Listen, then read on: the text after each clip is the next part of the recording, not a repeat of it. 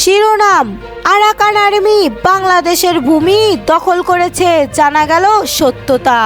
বাংলাদেশের নিঃস্বার্থে সংখ্যালঘুদের সুরক্ষা দেবে বললেন লোকসভায় জয়শঙ্কর। শেখ হাসিনাকে গার্ড করতে গিয়ে আমরা অশান্তি চাই না, ও দেশেই ফেরত যাক। ছোট্ট হয়ে এসেছে শেখ হাসিনার পৃথিবী। ভারত আমাদের মাথা উঁচু করে দাঁড়াতে দেয়নি বললেন গোলাম পরোয়ার। বাংলাদেশে বিজেপির হিন্দুত্ববাদ বিস্তৃতের আশঙ্কা। রোহিঙ্গা অনুপ্রবেশের সংখ্যায় সীমান্তে সর্বোচ্চ সতর্কতা, এখন বিস্তারিত। মায়ানমার রাখাইন রাজ্যে টালমাটাল পরিস্থিতি বিরাজ করছে। বিদ্রোহী সশস্ত্র আরাকান আর্মি অব্যাহতভাবে এই রাজ্যের ভিন্ন এলাকা দখল নিতে সক্ষম হয়েছে। সর্বশেষে গুরুত্বপূর্ণ মংডু শহর দখলে নেওয়ার পর আরাকান আর্মি এখন রাখাইনের রাজধানী শহর সিটোয়ে দখলে নিতে জোর লড়াই চালিয়ে যাচ্ছে।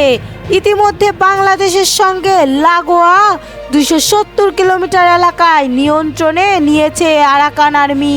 এই পরিস্থিতিতে আরাকান আর্মি নাফ নদীতে সব ধরনের নৌ চলাচল বন্ধ করে দেওয়ায় ঘোষণায় দুদিন পরে এই নদীর বাংলাদেশি অংশ শনিবার থেকে একেবারে সীমিত আকারে নৌ চলাচল কোস্ট গার্ডের পাহাড়ি ধানির শুরু হয়েছে। টেকনাফ উপজেলার ইউএনও দপ্তর সূত্রে জানানো হয়েছে, এই পরিস্থিতিতে সীমান্তে বাণিজ্য একেবারেই অচল অবস্থার কবলে পড়েছে।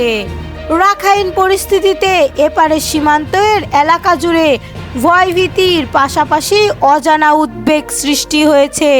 অদ্ভুত পরিস্থিতিতে মায়ানমারের সংলগ্ন বাংলাদেশের সীমান্ত জুড়ে সর্বোচ্চ নিরাপত্তা ব্যবস্থা জারি করা হয়েছে। ভারত আমাদের মাথা উঁচু করে দাঁড়াতে দেয়নি বললেন গোলাম পরোয়ার। আমরা কখনো ভারতকে শত্রু মনে করিনি, কিন্তু ভারত আমাদের দেশকে মাথা উঁচু করে দাঁড়াতে দেয়নি। তাদের যেসব শাসক এসেছে তারা কখনোই আমাদের বন্ধু মনে করেনি বলেই মন্তব্য করেছেন বাংলাদেশের জামায়াত ইসলামীর সেক্রেটারি জেনারেল অধ্যাপক মিয়া গোলাম পরোয়ার।